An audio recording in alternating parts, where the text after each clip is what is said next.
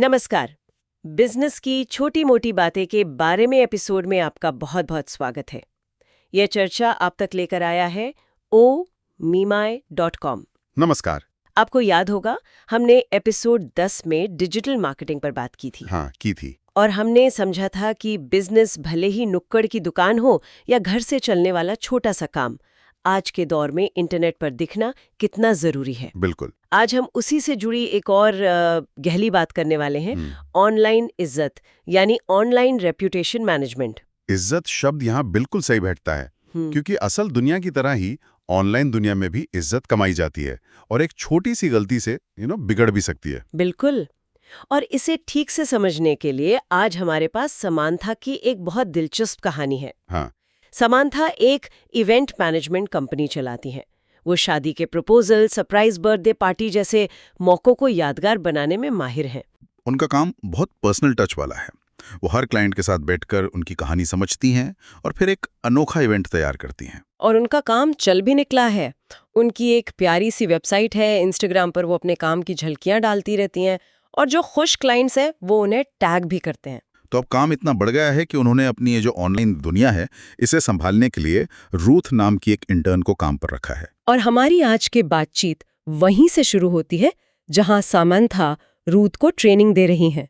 उनकी इस बातचीत से हम ये समझेंगे कि एक छोटे बिजनेस के लिए ऑनलाइन इज्जत संभालना कोई ऑप्शन नहीं बल्कि जिंदा रहने की शर्त क्यों बन गया है। खासकर तब जब आपके पास बड़ी कंपनियों की तरह ब्रांडिंग पर लाखों करोड़ों फूंकने का बजट ना हो, तब आपकी इज्जत ही आपकी सबसे बड़ी दौलत होती है। तो कहानी में रूथ का पहला दिन है और वो थोड़ी उलझन में है। वो सामंथा से पूछती है कि ये ऑनलाइन प्रतिष्ठा प्रबंधन, इसका असल मतलब क्या है। हाँ, ये बड़ा फैंसी सा नाम लगता है। हाँ, क्या इसका मतलब सिर्फ इंस्टाग्राम पर अच्छी अच्छी तस्वीरें डालना है? तो सामंथा मुस्कुराती है और कहती है, नहीं, ये उससे कहीं ज्यादा है। देखो, इसका सीधा सा मकसद ये है कि जब कोई गूगल पर आपके बिजनेस का नाम डाले तो उसे अच्छी अच्छी बातें दिखें, एक भरोसा जगे। अच्छा। आज कोई भी ग्राहक कुछ भी खरीदने से पहले ऑनलाइन जासूसी करता है। तुम्हारी ऑनलाइन प्रोफाइल ही तुम्हारा पहला इंप्रेशन है। मतलब ये एक तरह का डिजिटल विश्वास बनाना है कि अगर किसी को आपके बारे में अच्छी बातें दिखेंगी तो वो बिना झिझक आपसे जुड़ेगा। एकदम सही। सामंथा रूथ को समझाती है कि इससे सिर्फ नए ग्राहक नहीं मिलते, बल्कि पुराने ग्राहक भी जुड़े रहते हैं। ये आपके बिजनेस के चारों ओर एक कम्युनिटी बनाने जैसा है और लंबे समय में यही आपके ब्रांड की पहचान बनता है। ठीक है, तो मकसद तो समझ आ गया, लेकिन रूथ का अगला सवाल भी वाजिब है। वो पूछती है, तो मुझे कहाँ कहाँ नजर रखनी होगी? और यहीं पर ज्यादातर लोग गलती करते हैं। वो सोचते हैं कि बस फेसबुक और इंस्टाग्राम ही सब कुछ है। हाँ, मुझे भी यही लगता था। समांथा रूथ को एक पूरी लिस्ट दिखाती है।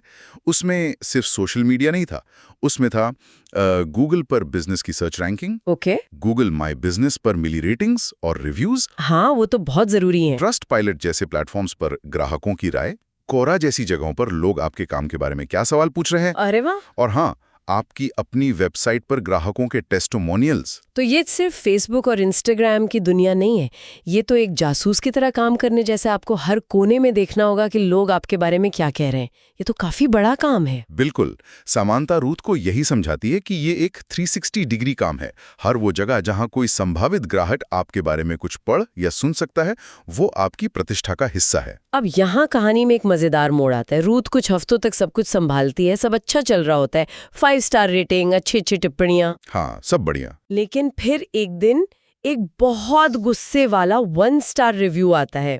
किसी क्लाइंट ने लिखा था कि इवेंट में सब कुछ गड़बड़ था, पूल ताजा नहीं थे और मैनेजमेंट ने ध्यान नहीं दिया। उफ, रूथ तो घबरा गई होगी। बिल्कुल। उसे लगता है कि इस एक रिव्यू से सारी मेहनत पर पानी फिर जाएगा। वो उसे डिलीट करने या छिपाने का सोचती है, लेकिन सामंथा उसे रोक लेती है। और वो कहती है, रुको, यहीं से तुम्हारी असली ट्रेनिंग शुरू होती है। ये तो किसी भी बिजनेस ओनर का सबसे बड़ा डर होता है, एक नेगेटिव कमेंट। तो सामंथा ने रूथ को क्या सिखाया, इसे कैसे संभालना है? सामंथा उसे एक 4 स्टेप की प्रक्रिया बताती है जो किसी भी बिजनेस के लिए गीता के ज्ञान जैसी है। अच्छा, बताइए। पहला कदम, सुनो। उस रिव्यू को 10 बार पढ़ो। ग्राहक के गुस्से को नहीं, उसकी परेशानी को समझो। ओके, सुनो। दूसरा कदम, समझो, क्या सच में फूल बासी थे? क्या मैनेजमेंट से कोई चूक हुई? ईमानदारी से विश्लेषण करो। तीसरा कदम, जवाब दो। और ये सबसे जरूरी है, समंथा कहती है कि जवाब हमेशा सार्वजनिक रूप से, मतलब पब्लिक में देना चाहिए। ठीक है। और चौथा कदम, सुधार करो। अगर गलती हुई है तो सिर्फ माफी मत मांगो, अपने प्रोसेस को सुधारो ताकि ये दोबारा ना हो। लेकिन एक मिनट, हमेशा पब्लिक में माफी मांगने से क्या बिजनेस कमजोर नहीं लगता?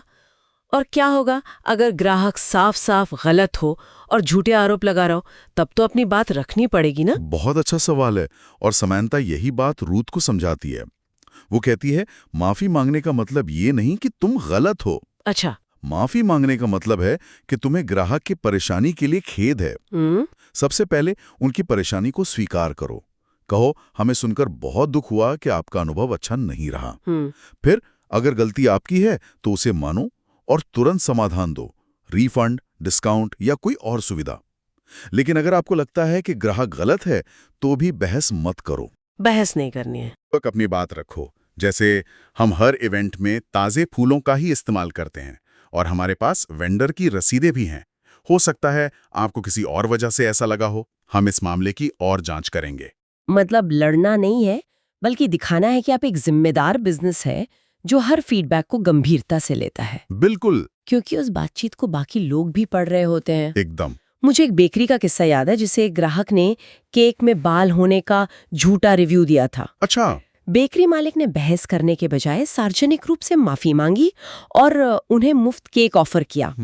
बाद में पता चला कि वो ग्राहक कई और बिजनेस के साथ ऐसा कर चुका था। अरे! लेकिन बेकरी के पेशेवर जवाब की वजह से दूसरे ग्राहकों की नजर में उनकी इज्जत और बढ़ गई।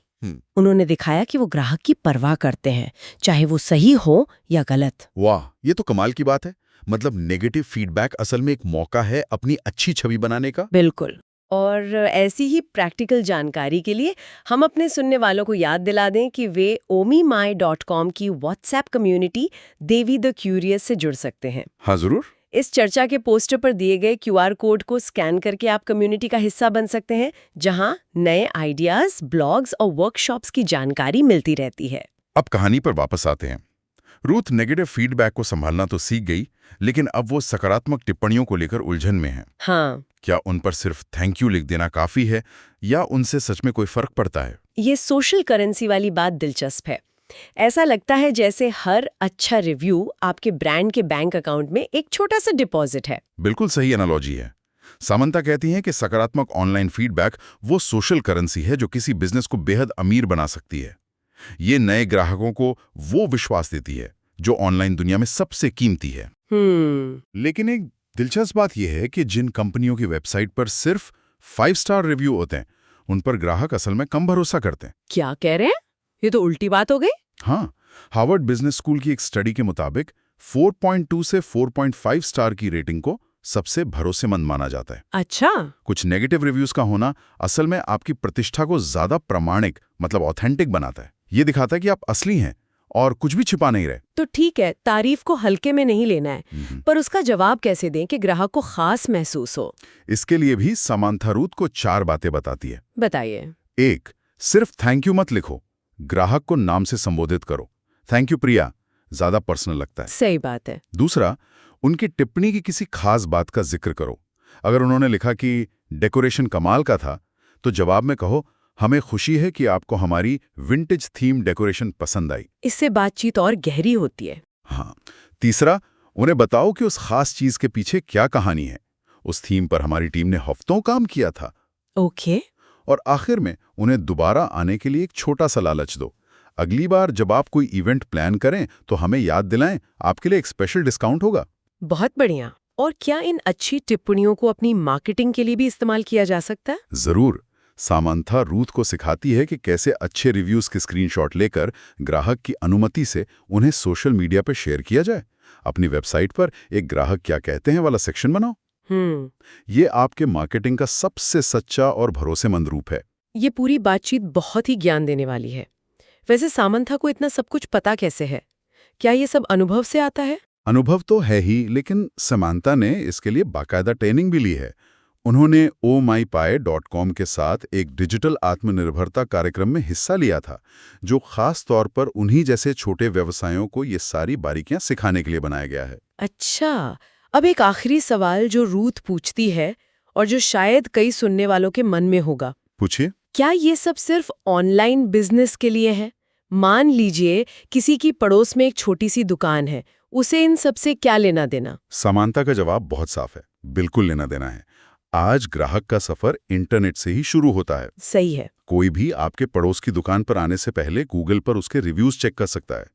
अगर किसी ने लिखा है कि दुकानदार का व्यवहार अच्छा नहीं है, तो हो सकता है कि ग्राहक आपके दरवाजे तक कभी आए ही नहीं। मतलब आपकी ऑनलाइन इज्जत आपकी दुकान का डिजिटल दरवाजा है। बिल्कुल सही कहा। तो आज की इस बातचीत का सार यही है कि ऑनलाइन प्रतिष्ठा प्रबंधन कोई फैशन नहीं, बल्कि बिजनेस की एक बुनियादी जरूरत है। हाँ, ये सिर्फ शिकायतों को संभालने के बारे में नहीं है, बल्कि सुनने, सीखने और लगातार बेहतर होने के बारे में है। ये आज के बिजनेस की सोशल करेंसी है। और अगर इसका सही इस्तेमाल किया जाए तो ये आपके मार्केटिंग बजट से ज़्यादा असरदार साबित हो सकती है।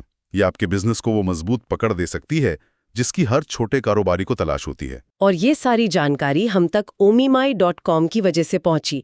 अगर इस तरह की और भी गहरी जानकारी चाहिए तो इस चर्चा के पोस्टर पर दिए गए QR कोड को स्कैन करके omimai.com की व्हाट्सएप कम्युनिटी डेवी द क्यूरियस से जरूर जुड़ें। हाँ, जरूर जुड़ें। अगले एपिसोड में आप किस विषय पर चर्चा सुनना चाहेंगे, हमें कमेंट बॉक्स में जरूर बताएं।